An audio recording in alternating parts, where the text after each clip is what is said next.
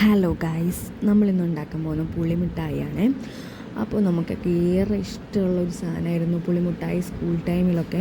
ഇത് വളരെ ഈസി ആയിട്ട് ഉണ്ടാക്കിയെടുക്കാം ഗായ്സ്. ഇതിന് വേണ്ടത് നാടൻ വാളംപുളി, പിന്നെ കുറച്ച് ശർക്കര വേണം. അത് നമ്മൾ എടുത്തിട്ട് മെൽറ്റാക്കി ഉരുക്കിയിട്ട് നമ്മൾ പാനിയാക്കി എടുക്കണം കേട്ടോ. അപ്പോൾ പുളി നമ്മളൊരു അരമണിക്കൂർ കുതിർത്ത് വെച്ചിട്ട് അതിൻ്റെ നാരൊക്കെ എടുത്ത് കളഞ്ഞ് പിഴിഞ്ഞ് വൃത്തിയാക്കി എടുത്തിട്ടുണ്ട്. അത് നമ്മുടെ പാനിയെല്ലാം ഒന്ന് സെറ്റായി വരുമ്പോൾ അത് കയ്യിലൊട്ടുന്ന ഒരു പരുവത്തിലേക്കൊക്കെ ആകുമ്പോഴത്തേക്ക് നമ്മളിതിൽ ഈ പുളി ഇട്ട് കൊടുക്കണം. കുറച്ച് ഉപ്പിട്ട് കൊടുക്കണം. ഒരു ടേബിൾ സ്പൂണൊക്കെ മതി. പഞ്ചസാര ഇട്ട് കൊടുക്കുമ്പോൾ ശ്രദ്ധിക്കണം, കാരണം പുളി പല അളവിലായിരിക്കും അതിൻ്റെ ഒരു പുളി എന്ന് പറയുന്നത്. അതിനനുസരിച്ച് നമ്മൾ പഞ്ചസാര ഇട്ട് കൊടുക്കണം. ആവശ്യത്തിന് എരിവ്, ഞങ്ങൾ മുളക് പൊടിയാണ് ആഡ് ചെയ്തത്.